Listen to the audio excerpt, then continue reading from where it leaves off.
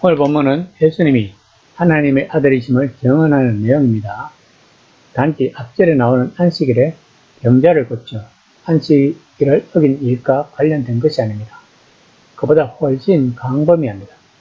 예수님에 대한 증언은 복음서 서두에 세례 요한이 빛에 대해 증언하러 왔고 자신은 메시아가 아니며 예수님이 메시아라고 주장했던 요한의 증언한 바 있습니다.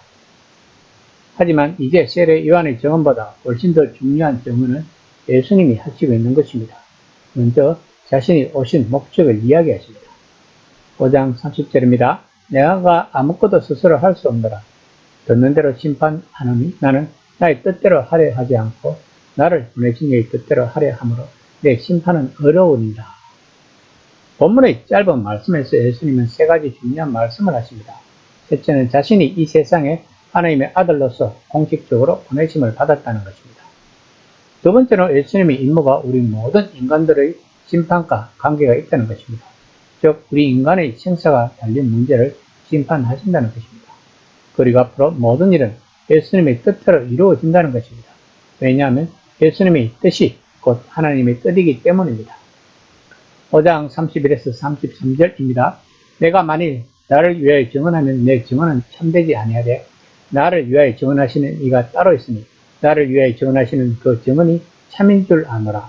너희가 요한에게 사람을 보내면 요한이 진리에 대하여 증언하였느니라. 그 당시 법은 어떤 증인이 자신이 연관된 사건에 대해 증언한다면 그 증언은 법적으로 받아들여지지 않았다고 합니다. 그래서 예수님은 자기 자신에는 그 밖의 다른 증거를 요구하는 납비적 요구에 응하여 성부의 증언, 세례 요한의 증언을 말씀하고 있는 것입니다.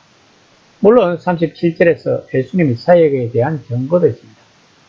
5장 34에서 35절입니다. 그러나 나는 사람에게서 증언을 취하지 아니하노라. 다만 이 말을 하는 것은 너희로 구원을 받게 하려 함이니라. 요한은 커서 비추는 등불이라. 너희가 한때 그 빛에 즐거이 있기를 원하였거니와. 아마도 예수님 당시 이스라엘 백성들은 자신들의 시대에 하나님의 말씀을 전하는 진짜 예언자가 생겼다고 기뻐했을 것입니다.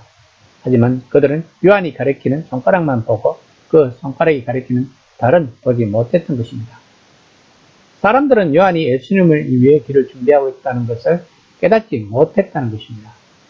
5장 36절입니다. 내게는 요한의 증거보다 더 큰 증거가 있으니 아버지께서 내게 주사 이루게 하시는 역사, 곧 내가 하는 그 역사가 아버지께서 나를 보내신 것을 나를 위하여 증언하는 것이요. 예수님은 지금 가장 중요한 증거를 말씀하시고 있는 것입니다. 즉 예수님이 행하신 표적입니다. 여태까지 저자는 예수님이 세 가지 표적에 대해서만 전해주었지만 하지만 요한은 다른 표적도 많았음을 이미 암시한 바 있습니다.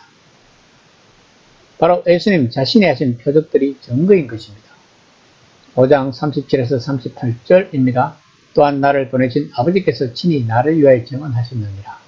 너희는 아무 때에도 그 음성을 듣지 못하였고 그 형상을 보지 못하였으며 그 말씀이 너희 속에 거하지 아니하니 이는 그가 보내신 이를 믿지 아니함이라. 본문에서 예수님이 하신 일을 보면서도 불신앙으로 돌아선 사람들을 꾸짖었습니다. 그들은 자신들이 믿는다고 자처하는 하나님을 모르는 것입니다. 그들은 하나님이 실제로 보지도 듣지도 못했습니다. 그러므로 그들 안에는 하나님의 말씀이 들었을 자리가 전혀 없던 것입니다. 앞으로 전개되는 이야기들에서도 이 경고는 더 고조가 될 것입니다. 그 결과 그들은 심판을 받을 것입니다. 그러면 이제 그들은 마음의 결단을 내려야 할 것입니다. 예수는 진짜 메시아인가? 그는 진짜 하나님에게서 왔는가? 이 모든 것 배후에서 그는 살아계신 하나님을 자기 안에 구현하고 있는가 하는 질문은 예수님 시대의 문제만이 아닙니다. 이것은 오늘날도 똑같이 직면하고 있는 문제인 것입니다. 그러므로 중요한 것은 우리들이 예수님과 어떤 관계를 맺느냐 하는 것입니다. 다시 말하면 예수님의 증언대로 예수님을 하나님이 보내신 아들로 믿고 받아들이고 예수님을 따라가는 삶을 살아가야 한다는 것입니다. 그래야만 심판관이신 예수님에게 결격 사유가 없다는 판결을 받을 수 있을 것입니다.